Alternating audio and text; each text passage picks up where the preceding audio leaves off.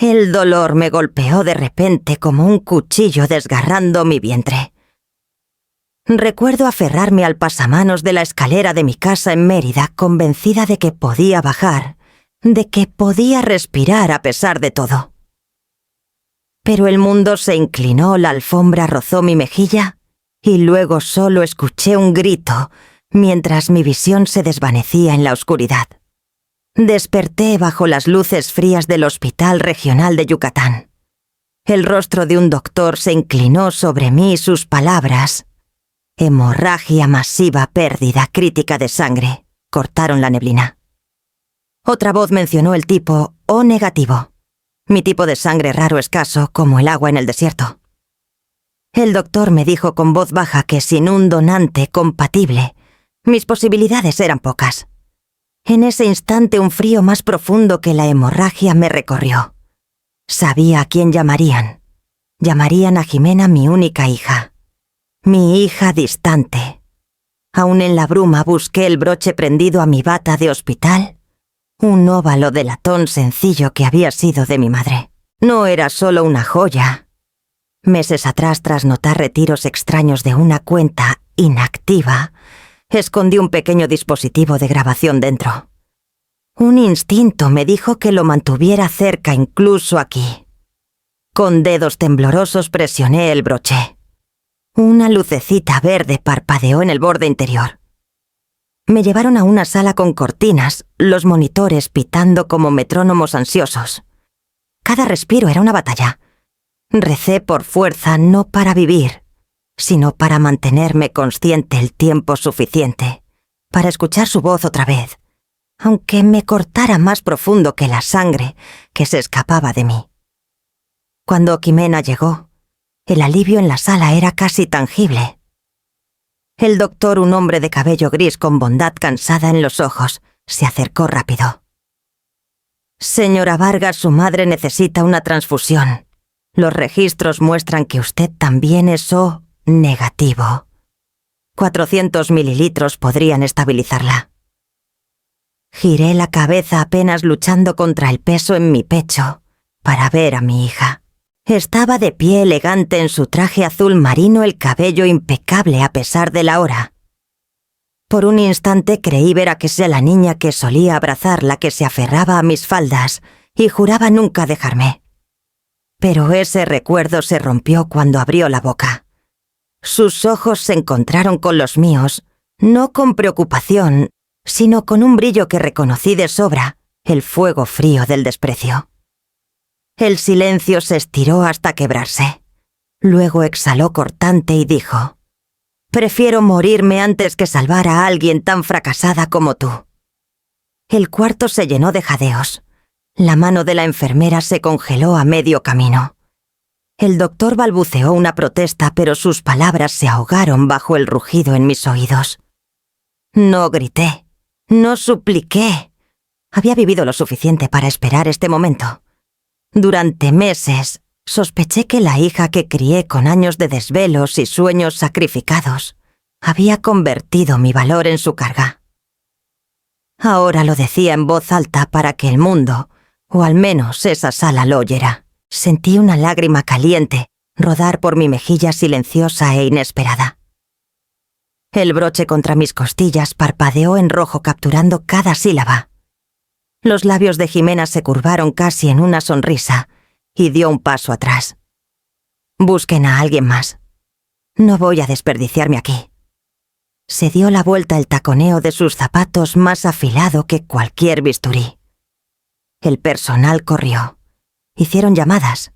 En algún lugar encontraron otro donante, alguien que no compartía mi sangre, pero que aún así valoraba la vida de una desconocida. Minutos después, la salvación fría corrió por mis venas, arrastrándome de vuelta desde el borde del abismo. Cerré los ojos no aliviada, sino con un dolor tan profundo que me vació. Mi cuerpo sanaría. Los monitores se calmarían. Pero algo más hondo se había roto, algo que ninguna transfusión podía reparar. Cuando los pitidos se estabilizaron y la sala se sumió en un silencio piadoso, susurré al aire estéril: Entonces es cierto. Mi voz se quebró, pero la grabadora lo captó todo. Cerré los ojos de nuevo, no para descansar, sino para reunir la fuerza, para lo que sabía que debía hacer después. La lucha apenas comenzaba y el siguiente movimiento sería mío. Los papeles de alta crujieron en mi bolso mientras abría la pesada puerta de mi casa colonial en Mérida. El pomo de latón estaba frío contra mi palma familiar, anclándome.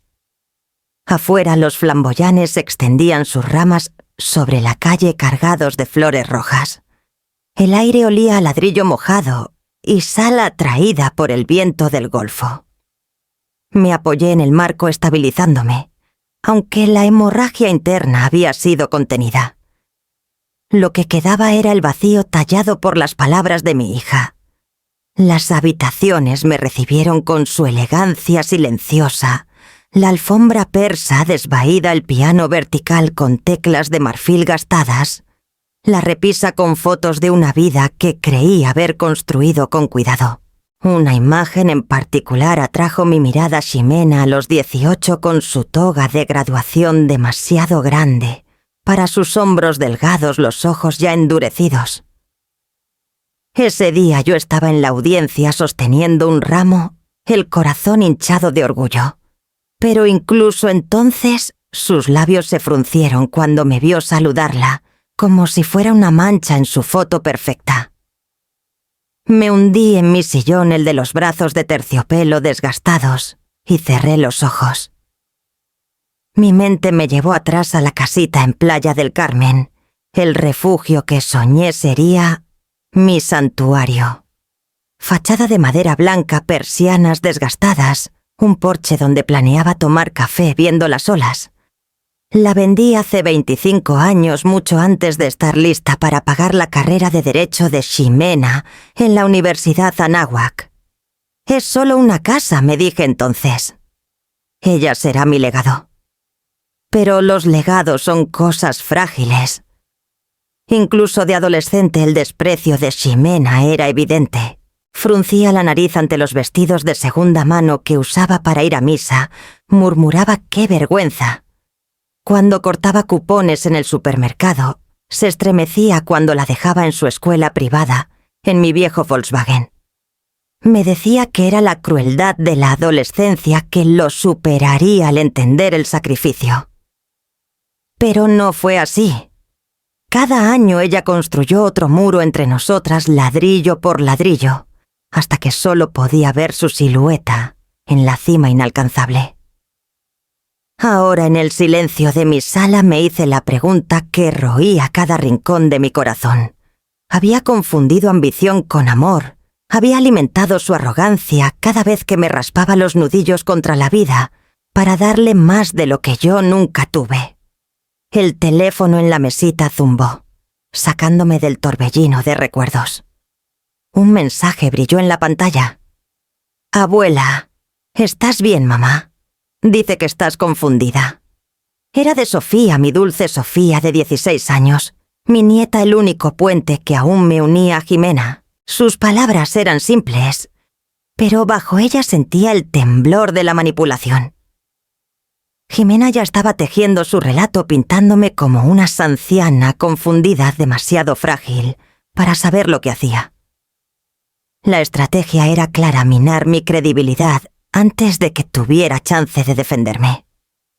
Respondí despacio, cuidando mis palabras. «Estoy descansando, pequeña. No te preocupes, hablaremos pronto». Mi pulgar se quedó sobre la pantalla. Quería contarle todo el rechazo, las palabras crueles, la grabación parpadeando contra mi pecho, mientras su madre sellaba su traición. Pero Sofía aún era una niña, y me negué a arrastrarla a esta guerra antes de saber qué batallas podía ganar. Aún así, su mensaje me dejó inquieta. Confundida, había dicho su madre, como si la mujer que construyó un pequeño imperio de rentas desde cero pudiera ser descartada con una palabra. Junté las palmas inclinándome en el sillón y susurré en voz alta: «¿Crees que puedes borrarme, Ximena? Olvidas quién te enseñó a pelear. El reloj de pie en el pasillo dio las 9 cada campanada, resonando como un llamado. Me levanté con cuidado, mi cuerpo aún sensible, pero mi espíritu encendido. Mañana reuniría lo que necesitaba. Mañana comenzaría el registro de verdades que ningún tribunal podría ignorar. Y empezaría por probarme a mí misma que el pasado que construí no fue en vano, aunque mi hija hubiera elegido traicionarlo. Para la tarde siguiente, el olor punzante del antiséptico impregnaba todas las sábanas, la bata, incluso el agua en el vaso de plástico. Me habían readmitido para observación mi cuerpo aún frágil tras la transfusión. Los monitores pitando me arrullaban en un ritmo de espera. Sabía que ella vendría. Jimena nunca perdía la chance de ponerse una máscara. La puerta chirrió justo antes de que terminaran las horas de visita. Entró con un traje gris entallado, un bolso de piel al hombro, sus tacones repiqueteando suavemente contra el linóleo. Su rostro mostraba simpatía, pero sus ojos no revelaban nada. Mamá dijo con suavidad, como si la palabra fuera extraña en su lengua: «Nos diste un buen susto». La observé desde la cama, mi pulso ralentizándose. Su preocupación era una actuación pulida y precisa. La había visto usar la misma expresión con clientes en la corte, justo antes de destrozarlos. «Estaré bien», murmuré, mi voz firme, aunque mi garganta estaba áspera. Aún no era mi hora. Puso su bolso en la silla, se acercó y ajustó la sábana a mis pies con un cuidado teatral, como si actuara para un público. Aún así, hay que ser realistas. Los doctores dicen que necesitará supervisión. He estado investigando opciones el centro de cuidado. La Paz tiene muy buenas reseñas. El nombre me golpeó como agua helada. Había oído de La Paz, un lugar donde las familias dejaban a sus mayores inconvenientes tras muros altos y papel tapiz floral. Ximena se inclinó más cerca, su perfume cítrico y afilado. «Una vez que estés instalada ahí, yo puedo encargarme de todo, tus cuentas, las propiedades. No tendrás que preocuparte por nada». Sus palabras podrían sonar reconfortantes para un extraño, pero para mí destilaban cálculo. No solo planeaba mi recuperación, planeaba mi eliminación.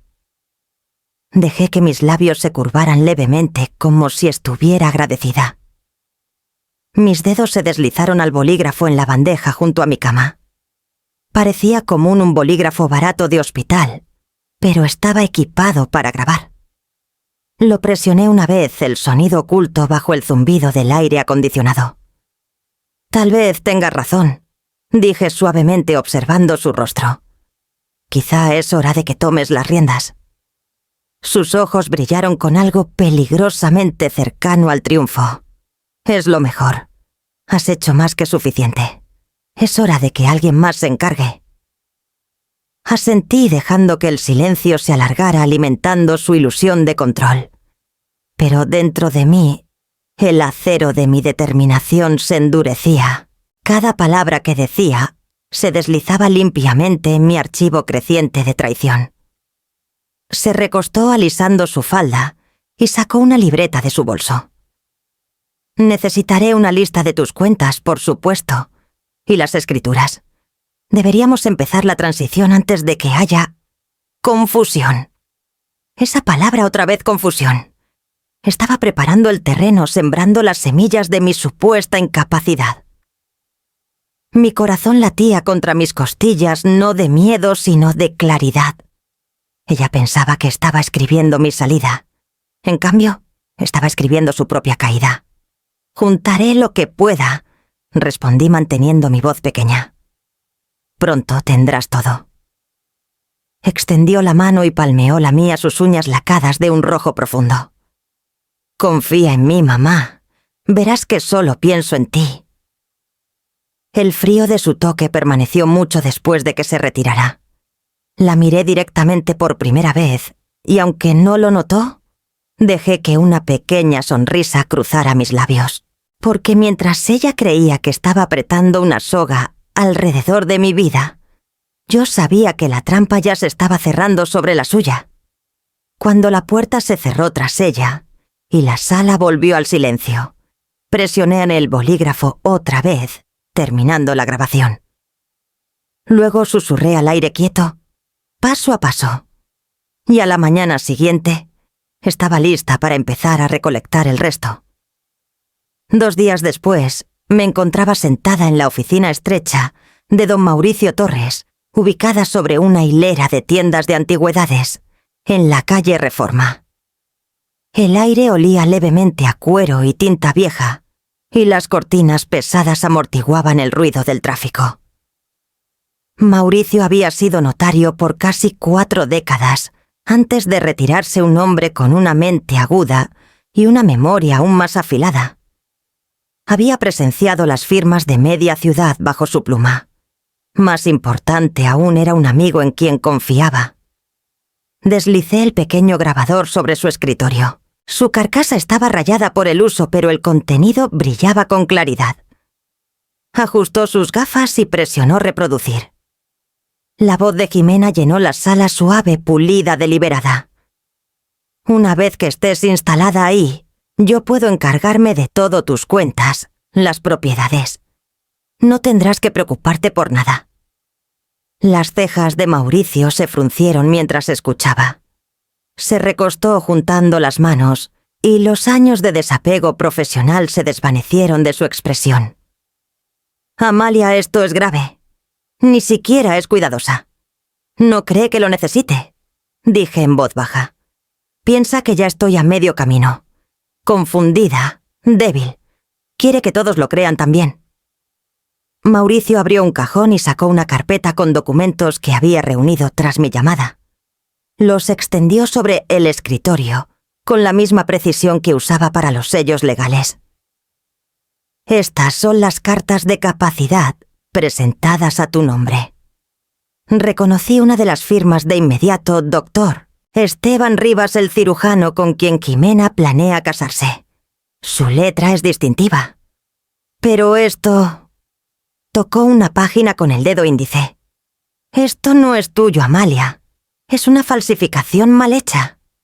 Me incliné, mis ojos atrapados en la curva cruel de las letras falsas. Mi propio nombre torcido en algo irreconocible. Según estos papeles, me habían evaluado como mentalmente disminuida, incapaz de manejar mis asuntos financieros. Están sentando las bases, continuó Mauricio sombríamente. Una vez que te declaren incompetente tu hija, puedes solicitar la tutela. Con la credibilidad médica de Esteban, nadie lo cuestionaría. Los bordes de los papeles temblaron ligeramente en mis manos. Por un momento el dolor amenazó con inundarme otra vez, pero lo tragué. En cambio, tomé aire lentamente y saqué de mi bolso un nuevo folder que había comprado la noche anterior, blanco sencillo, aún oliendo a plástico. En la portada pegué letras negras adhesivas, respeto. Mauricio observó en silencio mientras abría la primera página y deslizaba la carta falsificada en una funda transparente. Luego añadí una transcripción de la grabación. Cada pieza encajaba como ladrillos en un muro sólido e innegable. Si quiere mi patrimonio, dije. Mi voz ahora firme tendrá que enfrentarse a la mujer que lo construyó, no a la imagen frágil que ha pintado, la verdadera yo. Mauricio asintió lentamente. Entonces construiremos tu defensa antes de que ella ataque. Te ayudaré a reunir lo que necesites. Pero Amalia, ten cuidado. Jimena es astuta y Esteban tiene recursos. Cerré el folder con un chasquido firme. Yo también. Más de los que creen. Outside, las farolas parpadearon contra el crepúsculo, proyectando sombras largas sobre los montones de papeles entre nosotros. Mauricio deslizó el grabador hacia mí, su expresión decidida. Sigue recolectando, dijo. Cada palabra, cada error, cada falsificación. La verdad documentada será tu arma más fuerte. Guardé el folder bajo mi brazo al levantarme. Su peso se sentía menos como una carga y más como una armadura. Al salir a la fresca noche de Mérida susurré para mí misma, paso a paso, y la próxima pieza vendría de fingir ser más débil de lo que era. La próxima vez que Jimena vino a verme, estaba lista. Dejé mi cabello suelto y desarreglado los botones de mi blusa desparejados y puse mis lentes de lectura al revés, en la mesa junto a mí. Cuando entró en mi sala, el más leve destello de satisfacción curvó sus labios. Pensó que veía declive. Mamá dijo con una voz llena de simpatía ensayada en tribunales: «Te ves cansada. ¿Recordaste tomar tu medicina hoy?». Parpadeé como si estuviera insegura. «¿Yo? No estoy segura. ¿Cuál es la pastilla de la mañana otra vez?». Mis dedos juguetearon con los frascos ámbar que había alineado a propósito en la mesa. Se inclinó con un suspiro que apenas disimulaba su placer. «La cápsula azul. Honestamente deberías dejarme organizar estas cosas. Se está volviendo demasiado para ti». Asentí lentamente, tartamudeando un agradecimiento. Por dentro mi pecho ardía de furia por su presunción, pero forcé mis hombros a encorvarse. Que creyera que tenía la ventaja.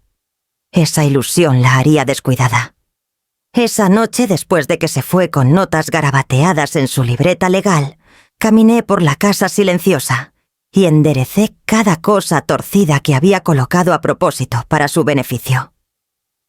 Mi columna se enderezó mientras susurraba en la oscuridad: «Quieres una marioneta, pero te daré un espejo». Fue Sofía quien me recordó por qué importaba el acto. Llegó una tarde entrando por la puerta trasera, mientras su madre aún estaba en el trabajo. Era más alta que la última vez, que la vi toda piernas y energía nerviosa, con la barbilla afilada de su padre, pero... mis ojos. «Abuela», dijo sin aliento, dejando caer su mochila escolar en el suelo. «Sé que no estás enferma como dice mamá. Puedo decir cuando miente. Sigue diciendo a todos que olvidas cosas, pero no es cierto. Me miras y lo recuerdas todo». La abracé antes de que terminara. El olor de su champú, algo afrutado y demasiado dulce, me golpeó con una ola de ternura. Temblaba ligeramente, pero no de miedo, de lealtad. «Escúchame, pequeña», susurré contra su cabello. «No importa lo que diga tu madre, no dudes de lo que ves con tus propios ojos. Estoy aquí, estoy firme, y prometo que pase lo que pase siempre tendrás un lugar conmigo». Se apartó parpadeando ferozmente para contener las lágrimas. «Te creo». Esa noche, después de que se fue, me senté en mi escritorio con un borrador nuevo de mi testamento. El antiguo estaba hacia un lado con el nombre de Ximena, en demasiados lugares. Lo taché con una pluma negra cada trazo, liberando años de esperanza que había sostenido en vano. Don Ignacio Pérez, mi abogado, vino a la mañana siguiente para atestiguar los cambios. Era un hombre en quien había confiado por 20 años, firme como un roble. Firmé mi nombre con mano segura. Sofía heredaría todo: la casa, las cuentas, incluso la casita en Playa del Carmen que una vez vendí y ahora soñaba con recuperar. El nombre de Ximena permanecía solo en una cláusula condicional. Si buscaba ayuda, si demostraba que podía honrarme con respeto en lugar de desprecio, podría recibir algo modesto. De lo contrario, estaba fuera por completo. Al cerrar el folder y deslizarlo en el archivo «Respeto», una extraña calma me llenó. Había pasado décadas construyendo una base ladrillo por ladrillo, no por riquezas, sino por seguridad, por familia. Si mi hija solo veía riqueza para saquear, entonces le entregaría ese legado a la única persona que aún entendía su valor. Me levanté del escritorio y caminé lentamente por el pasillo practicando un leve arrastre de pies, la pausa ocasional, a media frase. Mis guantes de terciopelo eran lo bastante suaves para engañarla, pero debajo mi columna seguía siendo de hierro. Jimena creía que acechaba ya una presa fácil. Lo que no sabía era que yo ya había afilado la trampa y pronto ella misma caería en ella.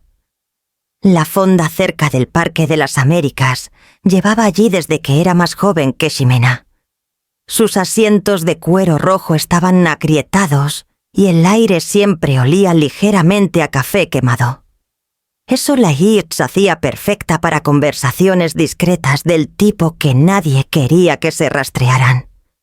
Me deslicé en un reservado de esquina sosteniendo el archivo. Respeto contra mi lado. Clara Mendoza llegó minutos después, una mujer alta con cabello castaño recortado y la postura de alguien que había pasado su vida en juntas directivas. No solo era mi gerente bancaria. Había conocido a mi difunto esposo, asistió a nuestra boda y manejó nuestras cuentas por 30 años. La lealtad importaba para ella, aunque la discreción importaba más. Pidió solo té. Cuando la mesera se fue, se inclinó y susurró: «Amalia no te habría llamado aquí si no fuera serio. Hace 2 semanas tu hija vino a mi oficina. Trajo un juego de cartas médicas diciendo que había sido diagnosticada con deterioro cognitivo. Dijo que necesitaba acceso a tus cuentas para protegerte». Mi mandíbula se tensó, aunque me forcé a mantener la expresión tranquila. Y los ojos de Clara brillaron. Me negué, por supuesto. Los documentos parecían falsos. Los envié a revisión legal. Llevaban la firma de Esteban Rivas, pero era descuidada, como si no pensara que alguien lo cuestionaría. El nombre envió una corriente fría por mi cuerpo.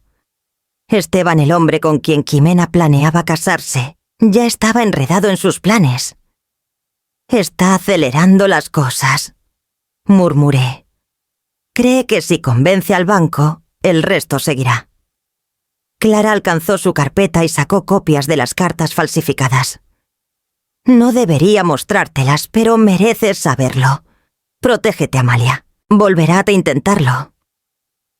Deslicé los documentos en mi archivo colocándolos junto a las cartas de capacidad falsificadas que Mauricio había descubierto. Cada página era otra piedra en el muro que estaba construyendo contra ella. Nos quedamos en silencio un momento, el tintineo de los platos y el murmullo bajo de otros clientes envolviéndonos.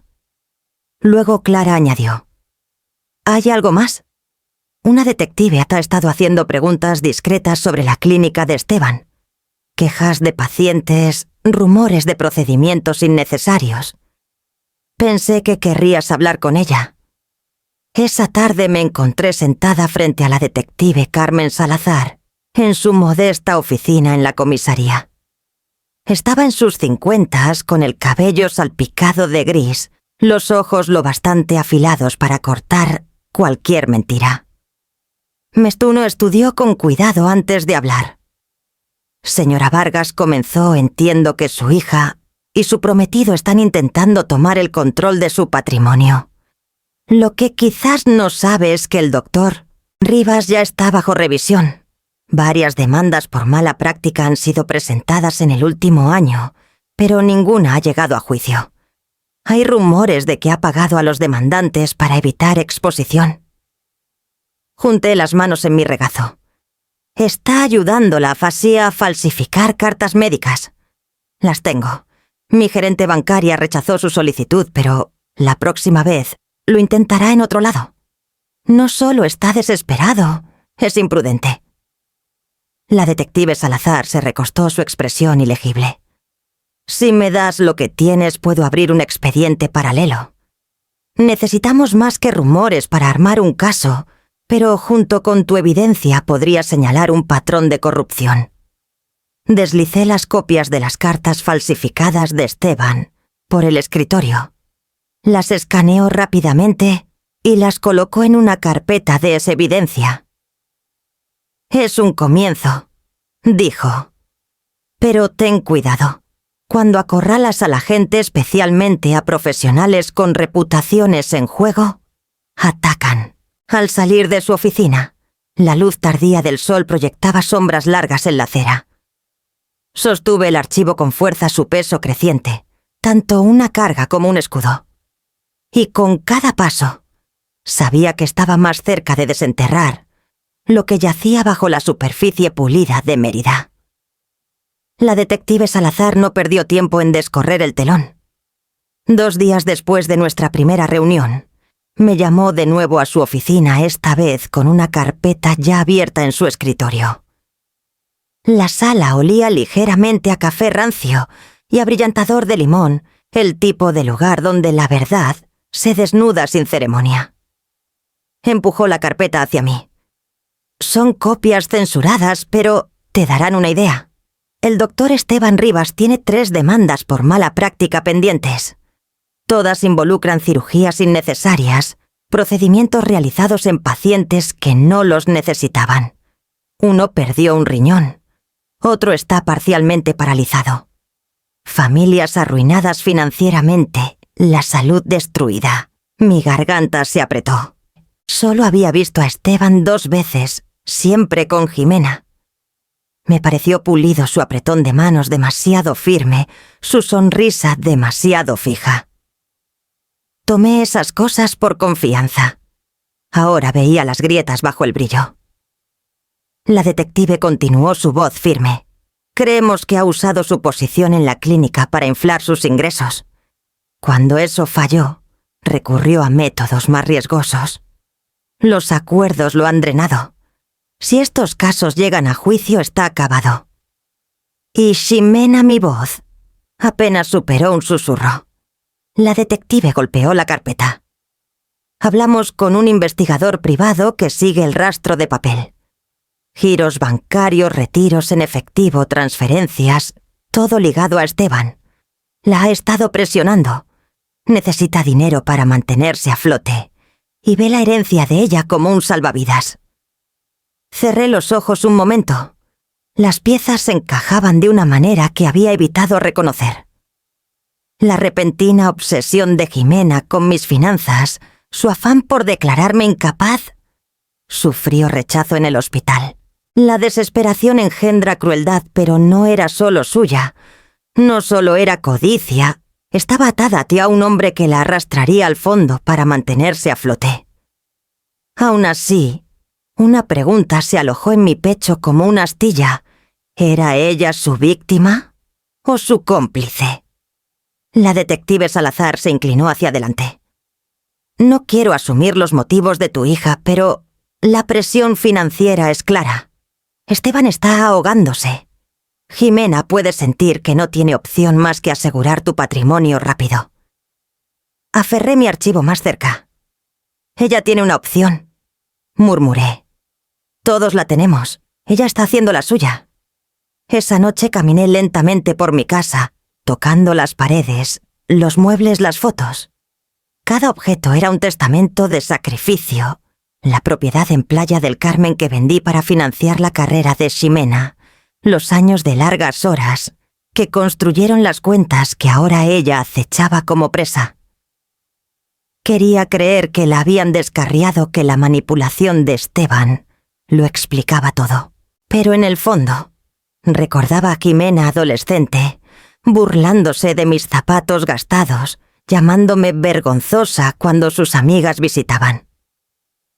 Esteban pudo haber echado gasolina, pero ella ya llevaba la chispa mucho antes de que él apareciera. El teléfono sonó después del atardecer. Era Mauricio Torres, mi notario, retirado, su voz aguda por la preocupación. Amalia, confirmé algo preocupante. Esteban presentó una declaración en el juzgado de sucesiones la semana pasada. Afirma que ya no eres competente para manejar tus asuntos. El documento es claramente fraudulento, pero muestra intención. Está actuando rápido. Me senté con fuerza en el borde del sofá. La soga se estaba apretando.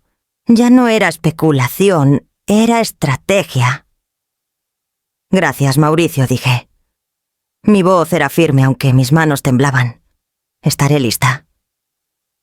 Tras la llamada abrí el archivo Respeto otra vez. Deslicé la declaración judicial en su funda junto a las cartas médicas falsificadas y las grabaciones de las palabras de Jimena. El archivo ya no era solo evidencia. Era un escudo, uno que empuñaría hasta que la verdad no pudiera negarse más. Me paré junto a la ventana mirando las farolas del centro histórico, parpadeando en la oscuridad. En algún lugar de la ciudad, mi hija estaba junto al hombre que la había llevado a las sombras, pero fuera su peón o su cómplice, ya no podía permitirme esperar para descubrirlo.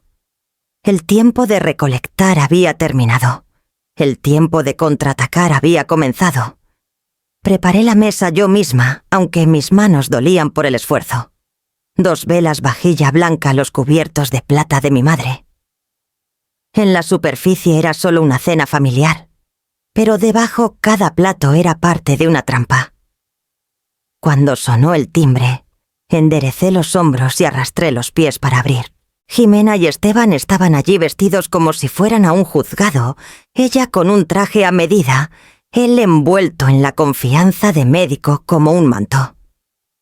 Traían una botella de vino tinto y un leve aire de triunfo. Mamá dijo Ximena cálidamente, demasiado cálidamente, besando mi mejilla. Pensamos pasar la noche juntos, como en los viejos tiempos. Los invité a pasar con una sonrisa que temblaba lo justo. Sí, claro. Siéntense. Hace tanto que no compartimos una comida. Esteban alabó la casa, el trabajo en madera, las alfombras antiguas. Sus ojos no se detuvieron en la belleza, sino en el valor. Jimena lo guió al comedor donde había dispuesto los platos. Se veían cómodos depredadores en su facilidad. Tras algunos cumplidos, Esteban se inclinó hacia adelante. Amalia, hemos estado preocupados.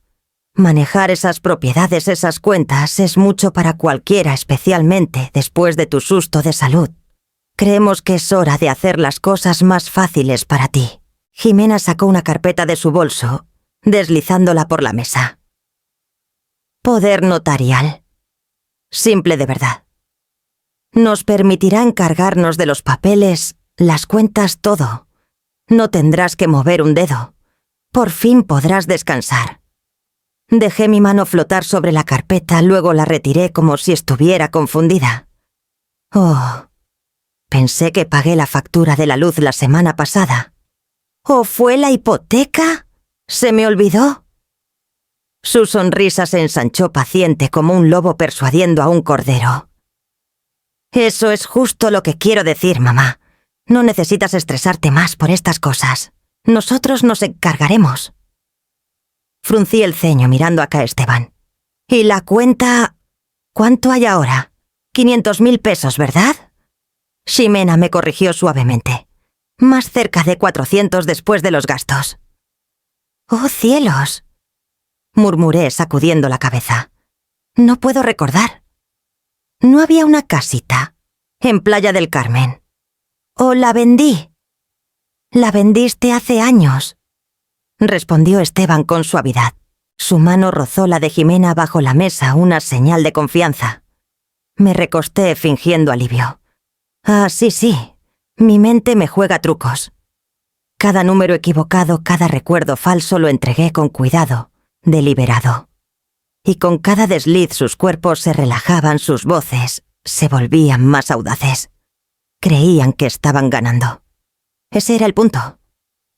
Mientras se felicitaban con copas de vino, los pequeños dispositivos escondidos en el comedor grababan toda la carpeta deslizada por la mesa, las seguridades de Esteban, los tonos condescendientes de Jimena. Cada palabra era otro clavo en el ataúd de su plan. En un momento Jimena tocó mi muñeca con suavidad. Ya no tienes que preocuparte. Nosotros te cuidaremos, solo firma. La miré con ojos llorosos y dejé que mi voz se quebrara. Eres tan buena conmigo. Ella sonrió creyendo la actuación. Esteban asintió con aprobación, seguro de que me tenía acorralada. La noche pasó en una bruma de calidez forzada y promesas falsas. Serví café al final, mis manos temblando, lo justo para derramar una gota. Jimena se apresuró a limpiarla con una servilleta, un gesto de control disfrazado de bondad. Cuando se fueron, Esteban llevaba la carpeta bajo el brazo, seguro de haber asegurado mi confianza. Jimena besó mi mejilla otra vez, susurrando: «Esto hará todo más fácil».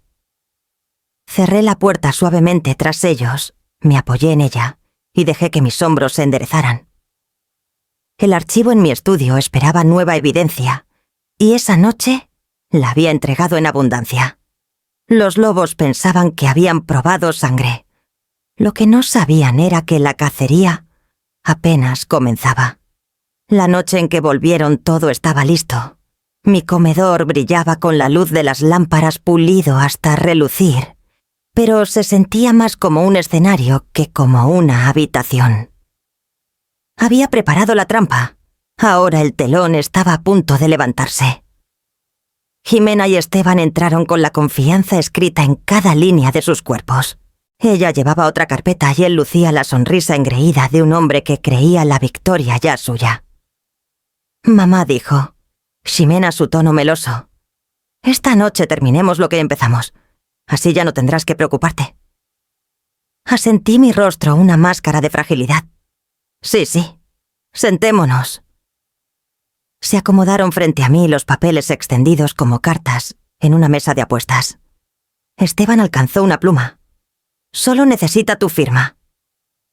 Dejé que mis dedos flotaran sobre la página. Luego, con calma deliberada, me enderecé en la silla. Mi voz, ya sin titubear, cortó la sala.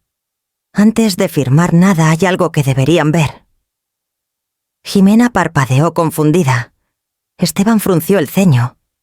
Me levanté lentamente caminando hacia la repisa donde un viejo reloj marcaba el tiempo con constancia. Toqué su borde de latón y sonreí levemente. «¿Ven este reloj? ¿O ese marco junto a la ventana y esa planta en la esquina?»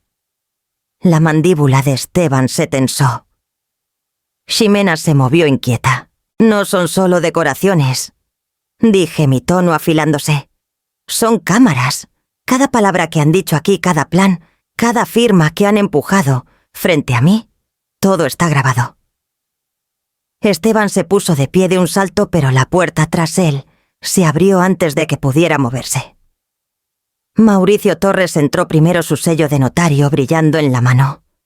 Detrás vino la detective Carmen Salazar, su expresión de acero frío, y finalmente el fiscal Javier Morales, cargando una carpeta gruesa con acusaciones preparadas. 2 oficiales uniformados los flanqueaban, su presencia pesada e innegable. Jimena se congeló. Esteban maldijo por lo bajo. Caminé de vuelta a la mesa, coloqué un pequeño control remoto en su superficie y presioné un botón. El comedor se llenó con el leve zumbido de un altavoz, mientras el video de la sala de emergencias parpadeaba en la pantalla montada. Mi broche cámara lo había capturado todo, yo en la camilla suplicando, y la voz de Jimena afilada e implacable. «Prefiero morirme antes que salvar a alguien tan fracasada como tú». La sala quedó en silencio salvo por el roce de la respiración de Esteban. El rostro de Jimena se volvió cenizo. «Señora Vargas», dijo el fiscal Morales con calma, «esta evidencia corrobora los intentos de fraude bancario y las cartas médicas falsificadas. Combinado con el testimonio de testigos, construye un caso de conspiración, abuso a personas mayores y explotación financiera». Esteban intentó correr hacia el pasillo, pero uno de los oficiales dio un paso adelante, bloqueando su camino. El otro tomó su brazo torciéndolo detrás de su espalda. Su máscara se rompió entonces, todo el brillo desaparecido, dejando solo desesperación.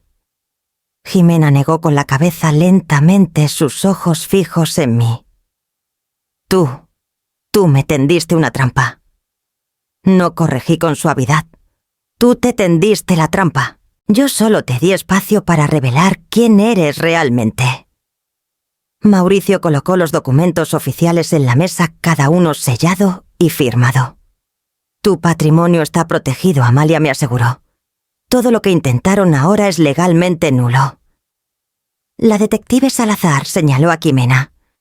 «Tendrás que venir con nosotros. La evidencia es abrumadora. Por un instante mi hija pareció una niña otra vez perdida, acorralada, desesperada por un rescate.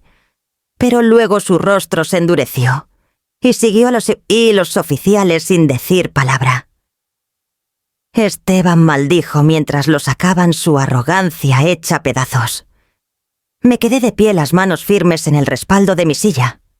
El escenario se había vaciado, la función había terminado.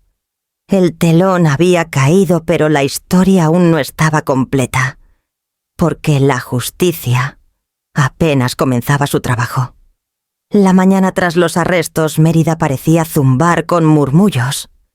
Mi teléfono vibraba sin cesar cada llamada o mensaje, una variante de la misma historia. Los titulares se esparcieron por medios locales y regionales. Hija planea apoderarse del patrimonio de su madre y cirujano, bajo investigación por fraude. Mi nombre aparecía en cada artículo, aunque con cuidado, respetuosamente, como la mujer que había expuesto la traición.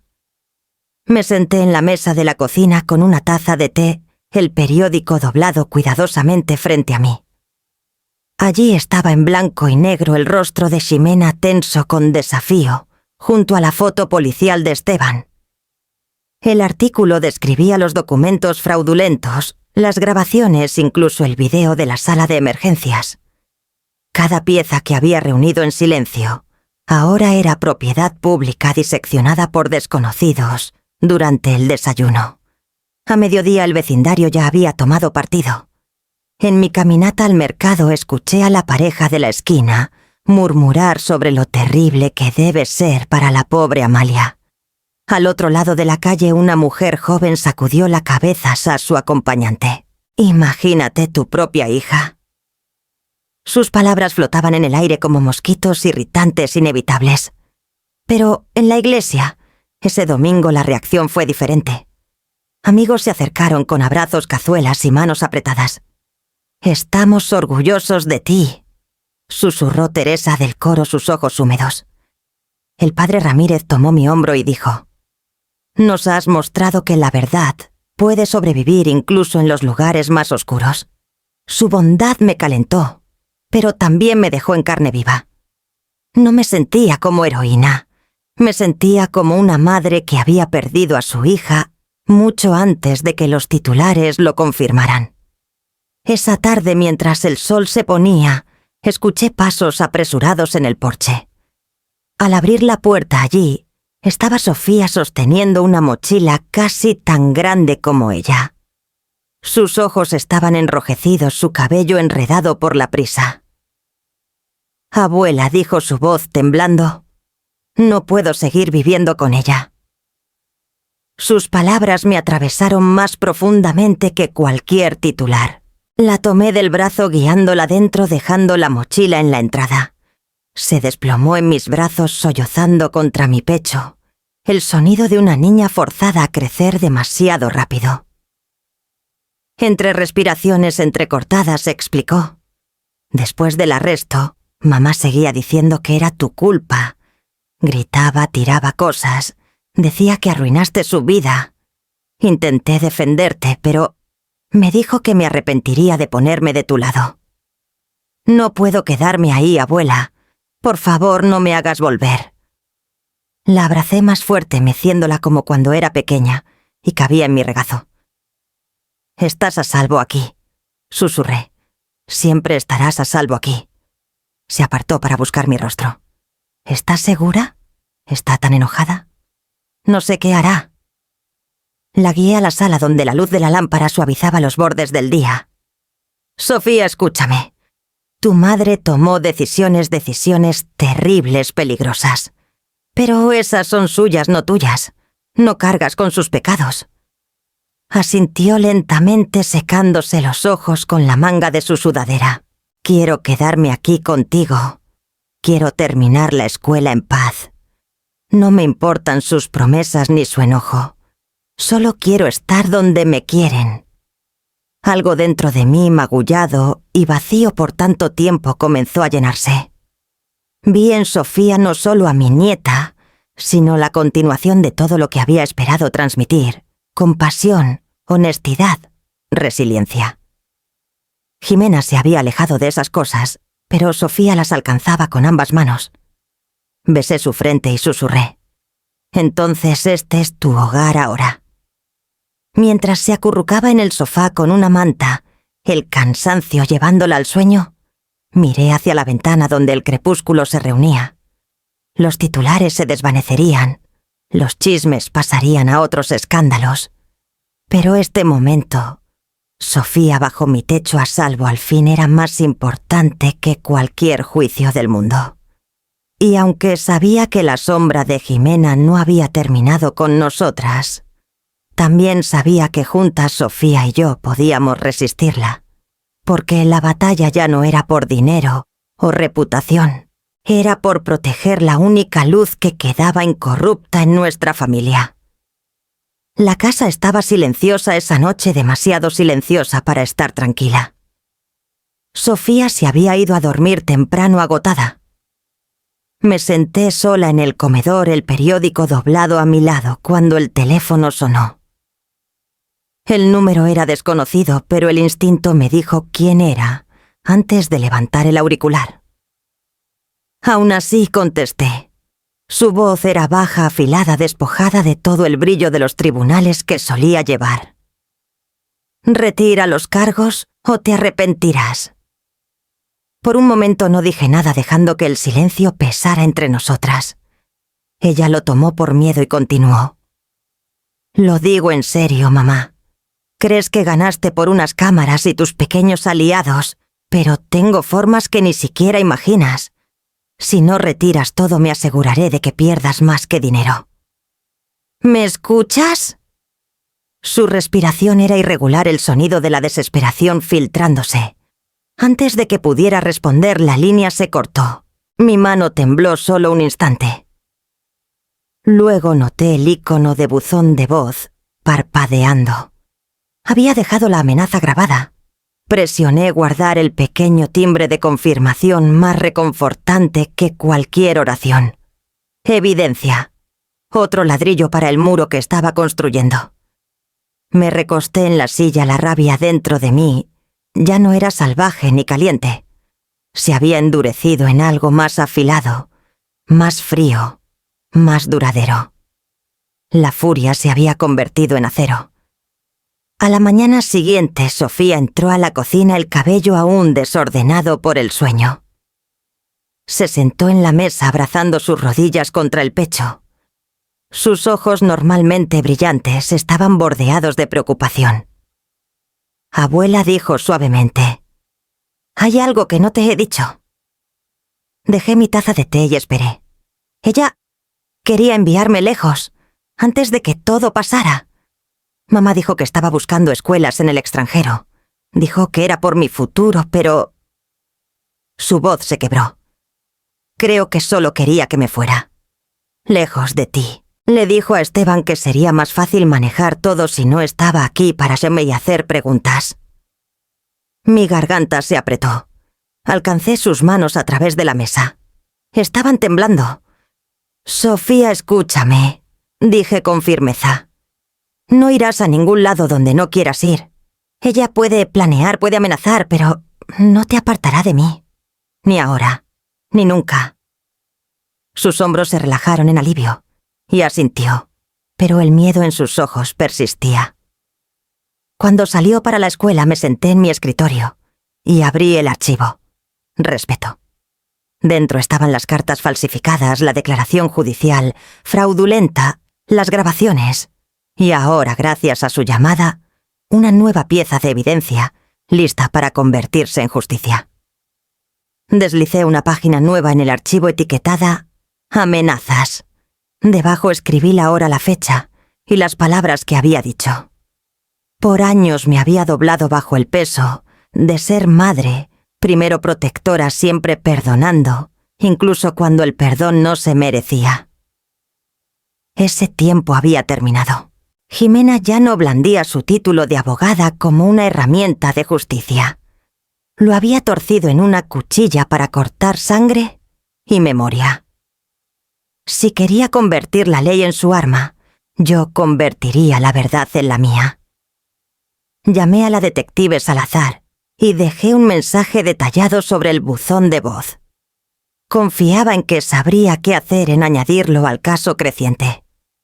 Luego me paré junto a la ventana observando los flamboyanes mecerse en la brisa de Mérida y dejé que el acero dentro de mí se asentara. Esto ya no era solo supervivencia, era guerra, y estaba lista para pelearla en mis términos. El juzgado olía levemente a madera vieja y tinta, el tipo de lugar donde las historias se despojan de sentimentalismos y se exponen en el lenguaje de la evidencia. Me senté en la mesa de los demandantes, junto al fiscal Morales, el archivo Respeto, descansando en mi regazo como un escudo. Jimena y Esteban estaban al otro lado del pasillo, sus expresiones cuidadosamente compuestas, aunque noté el leve apretar de la mandíbula de Esteban al ver el archivo. El día comenzó con voces que no eran la mía. Primero vino la enfermera Paloma Ramírez, la mujer que estuvo en la sala de emergencias esa noche, cuando yo sangraba y suplicaba. Su uniforme blanco parecía brillar bajo las luces, mientras levantaba la mano y juraba. Habló con calma, su acento marcado, pero sus palabras precisas. Estaba ahí cuando llegó la hija de la señora Vargas. Los doctores explicaron la condición de su madre. La señora Vargas necesitaba sangre de inmediato. Jimena se negó. Dijo, y recuerdo las palabras exactas: «Prefiero morirme antes que salvar a alguien tan fracasada como tú». Jadeos recorrieron la sala. El abogado de Jimena objetó alegando exageración emocional, pero el juez desestimó. Paloma no se inmutó. Su testimonio fue firme como un latido, y al bajar, me miró ofreciendo un leve asentimiento. Una desconocida había visto la verdad y decidió llevarlas a la luz. Luego vino Clara Mendoza, mi gerente bancaria. Estaba impecable en su traje azul marino con una pila de archivos en las manos. Explicó los protocolos, la visita de Jimena, las cartas falsificadas con la firma descuidada de Esteban. Luego mostró las copias que había guardado. Estos documentos se presentaron como registros médicos auténticos. Nuestro departamento legal confirmó que eran fraudulentos. Sin dudarlo, negué el acceso a las cuentas de la señora Vargas. El juez pidió los documentos. Vi el rostro de Jimena tensarse mientras el secretario los entregaba al estrado. Las firmas resaltaban en la página como huellas de engaño. Esteban garabateó notas furiosamente a su abogado, pero el daño estaba hecho. La detective Salazar siguió. Habló no como mujer, sino como la voz del Estado, metódica e inquebrantable. Expuso el rastro de papel que Esteban había dejado pagos para silenciar a demandantes, transferencias, a empresas fantasma, tarjetas de crédito en mora. Cada cifra era un martillo derribando lo último de su fachada. «Está ahogado en más de 1 millón de pesos de deuda», dijo Salazar con claridad. Estos intentos de acceder al patrimonio de la señora Vargas no fueron actos de cuidado, sino de desesperación. La compostura de Esteban se rompió entonces. Murmuró algo por lo bajo, demasiado bajo para que el juez lo oyera, pero yo lo capté, una maldición cruda y amarga. Finalmente fue el turno de Sofía. Se sentó en el estrado, sus manos tan apretadas que sus nudillos palidecieron. Parecía pequeña contra el peso de la sala, pero cuando sus ojos encontraron los míos, articulé 2 palabras: «Sé valiente». El alguacil le pidió que dijera su nombre. Su voz tembló al principio, pero enderezó la espalda y continuó. «Sofía Vargas, 16 años. El fiscal le preguntó qué había oído en casa, qué había dicho su madre sobre mí. Las lágrimas brotaron, pero su voz resonó. Me dijo que abuela estaba confundida, que me enviaría al extranjero para mantenerme lejos. Dijo que sería más fácil si no estaba ahí para hacer preguntas». Sus palabras rompieron algo dentro de mí, pero también construyeron algo más fuerte. La sala quedó en silencio, el aire pesado, con el peso de una niña forzada a elegir la verdad sobre la sangre. Cuando bajó, alcancé su mano al pasar. La apretó con fuerza su palma húmeda, su fuerza prestada de la mía, pero innegablemente suya. El juez llamó a un receso, el eco del mazo resonando como una advertencia. Me levanté lentamente, el archivo apretado contra mí, sabiendo que la siguiente ronda demandaría aún más de nosotras. Porque la batalla aún no estaba ganada, apenas comenzaba a derramar sangre. El segundo día de testimonios se sintió más pesado que el primero. El aire del juzgado cargaba la tensión de demasiados ojos, demasiados secretos, listos para ser arrastrados a la luz. Me senté rígida en la mesa de los demandantes, el archivo firmes en mi regazo, mientras llamaban a Jimena al estrado. Se movió con la precisión de una abogada que conocía cada paso del baile. Su cabello estaba impecable, su traje impecable, su expresión ensayada. Pero al levantar la mano y jurar, noté un leve temblor en sus dedos. Su voz, sin embargo, era firme. Fue, Esteban dijo girando hacia el jurado con gracia deliberada. Él lo planeó todo. Las cartas falsificadas, la presión para asegurar el patrimonio de mi madre, incluso la idea de declararla incompetente, fue su plan. Tenía miedo de lo que haría si me negaba. Esteban se tensó junto a su abogado, su mandíbula, apretándose como si sus palabras fueran un cuchillo. El fiscal se inclinó. Dice que actuó bajo coacción. Jimena sintió sus ojos brillando, aunque no caían lágrimas. Sí, me dijo que sus deudas eran demasiado grandes, que sin mi cooperación ambos nos hundiríamos.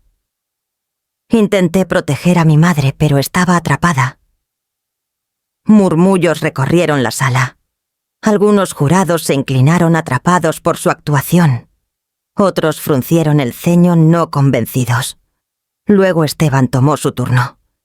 Menos pulido su arrogancia, desgastada por la evidencia creciente, pero la desesperación lo hizo audaz. Ella miente, espetó. Fue Jimena quien me obligó.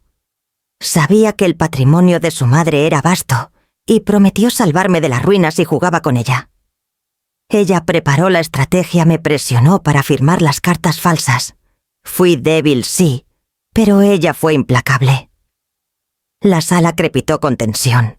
El mazo del juez golpeó una vez, silenciando el ruido. Observé desde mi asiento cada palabra cortando más profundo. Oír a mi hija culpar a otro hombre por su crueldad y oír a ese hombre arrojarla a los lobos en retorno era como ver a dos nadadores ahogándose, arañándose mutuamente. Ninguno buscaba la orilla. Ambos se hundían. Luego llamaron a Sofía otra vez. Mi corazón se retorció mientras caminaba al estrado, los hombros rectos, pero los ojos brillando de miedo y determinación. Juró con voz clara, luego se sentó mirándome una vez, antes de enfrentar al jurado.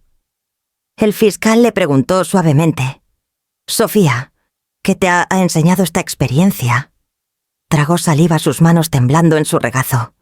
Luego, con una firmeza que incluso a mí me sorprendió, dijo: «Mi abuela me enseñó a ser buena. Mi madre me enseñó a ganar». Las palabras cayeron en el silencio como una piedra en agua quieta. El shock recorrió la sala. Incluso el juez se movió, su mazo listo, pero sin usar. El rostro de Jimena palideció.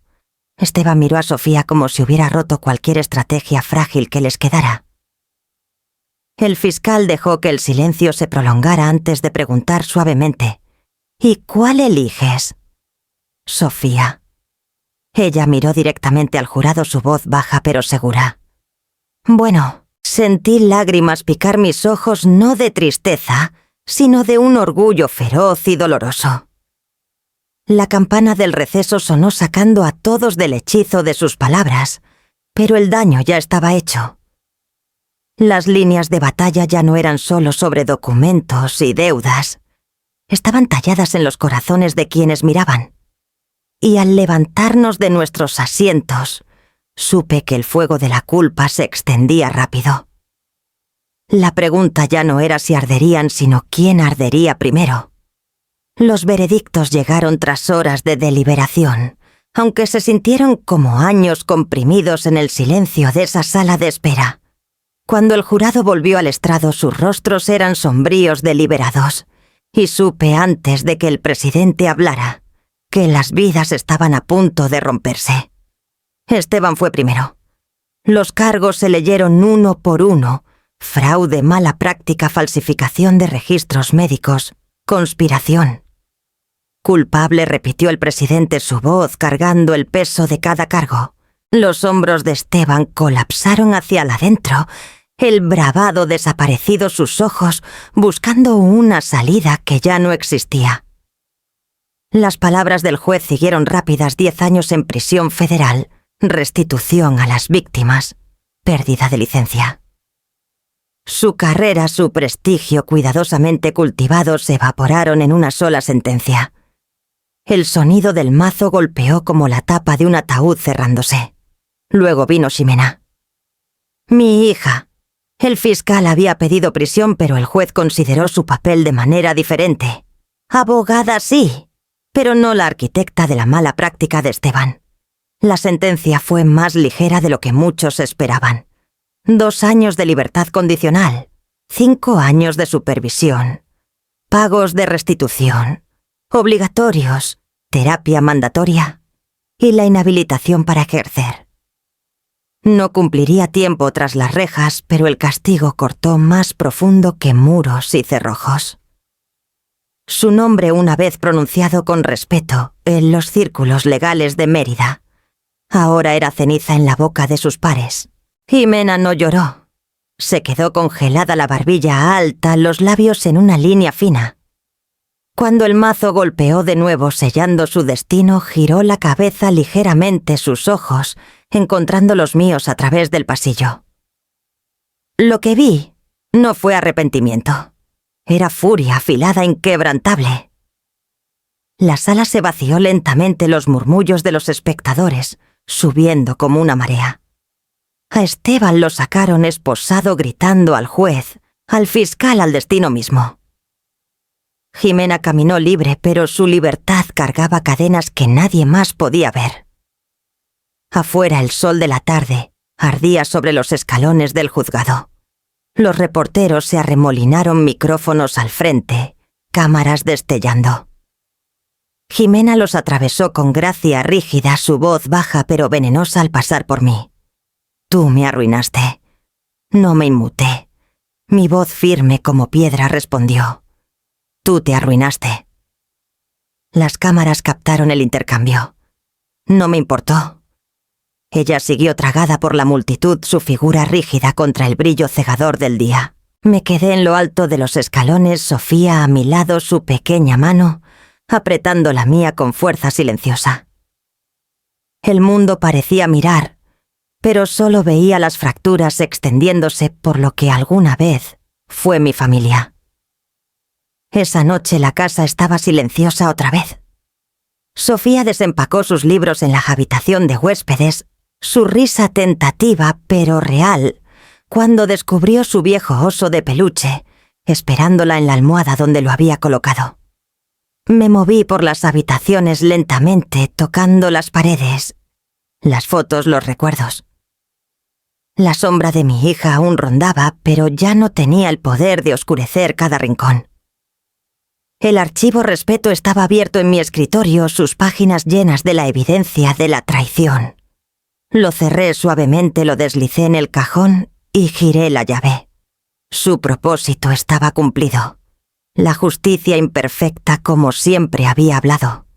Pero mientras estaba allí en el silencio, sentí el dolor de algo más profundo que la justicia. Una pregunta que no me dejaba sin importar cuántos mazos hubieran caído. Porque incluso cuando la ley entrega su veredicto, el corazón se queda luchando con fracturas que ninguna sentencia puede reparar. Y sabía que la parte más difícil aún estaba por venir. Pasaron meses antes de que volvieras a pisar Playa del Carmen.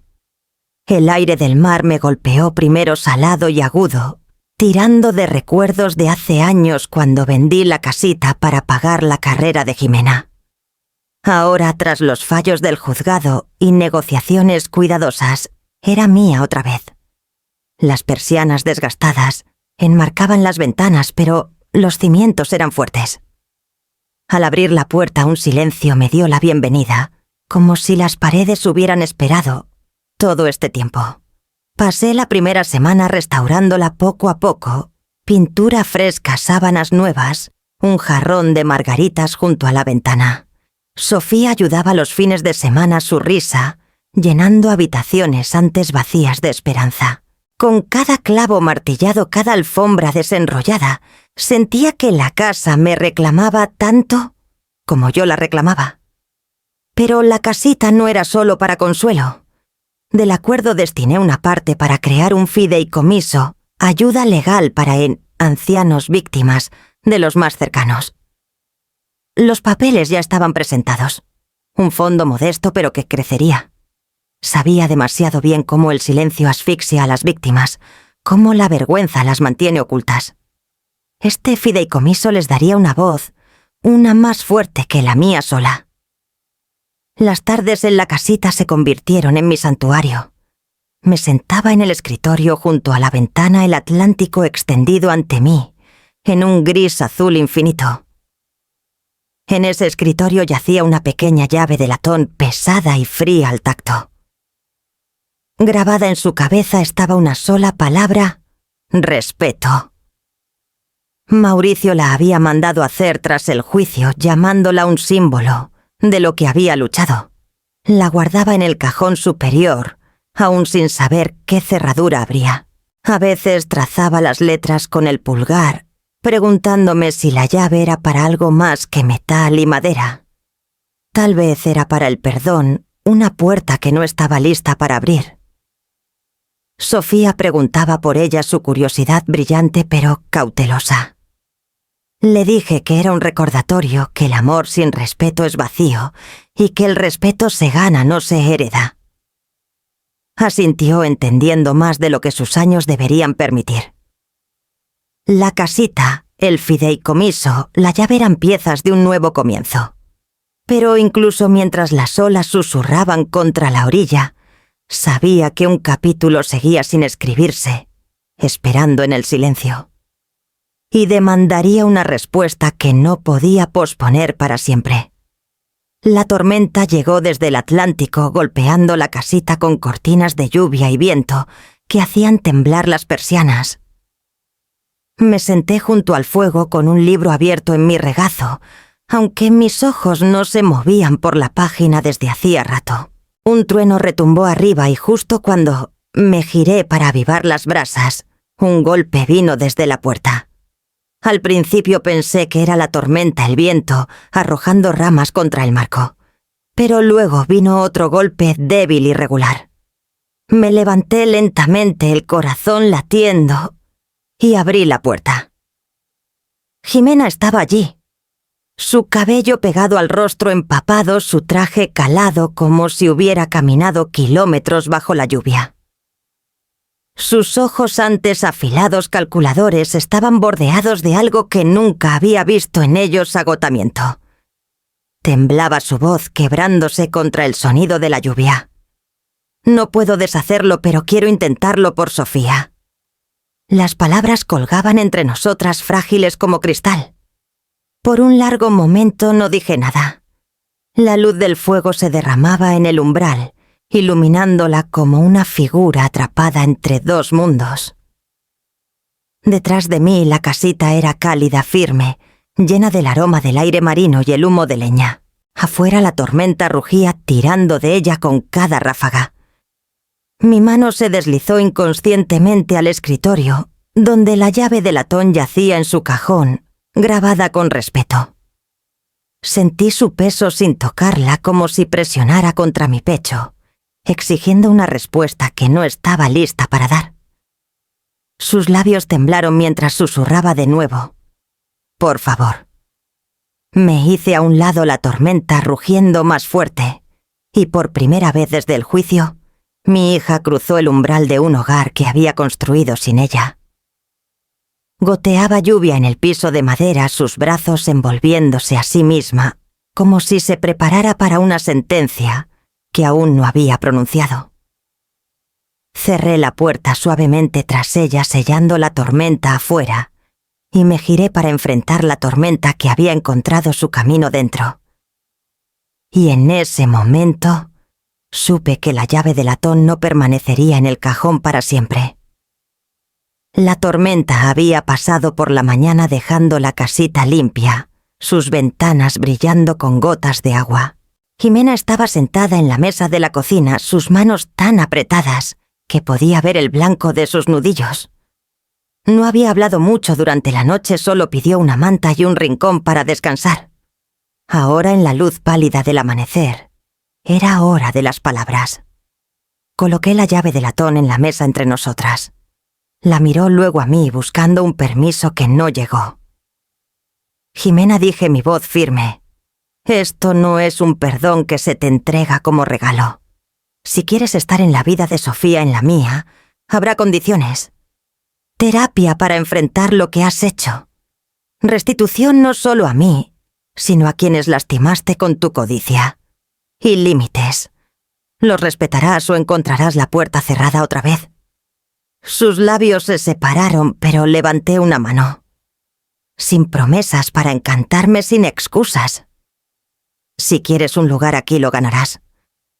Respeto primero, entrada después. Bajó la mirada a los hombros, cayendo como si la tormenta de afuera también hubiera roto algo dentro de ella. Tras un largo silencio, asintió una vez. No era rendición, aún no redención, pero era un comienzo. Esa noche puse la mesa para 3. Sofía llegó de la escuela, su rostro iluminándose, al ver a su madre sentada silenciosamente en la mesa. El aire estaba tenso, lleno de palabras no dichas, pero pasé la canasta de pan por la línea. Sofía la alcanzó, su pequeña mano rozando la de Jimena, luego la mía. Por un latido, las 3 nos tocamos el pasado, el presente y el frágil futuro suspendido en ese simple acto. Las observé a ambas, mi corazón dividido entre el dolor y la esperanza. El amor sin respeto es deuda. Esta noche pagamos con honestidad. Comimos despacio, la conversación cautelosa pero real. No un retorno a lo que fue, sino las primeras piedras cuidadosas de un nuevo camino. La llave de latón permaneció en la mesa durante la comida, no un perdón, sino una promesa. Su palabra grabada captaba la luz de las velas, respeto. Cuando los platos se retiraron y el silencio volvió, miré la llave y dejé que mis dedos descansaran sobre ella. Porque sabía que la pregunta más difícil aún persistía sin respuesta. Cuando el respeto finalmente llega, ¿abres la puerta o la proteges para siempre?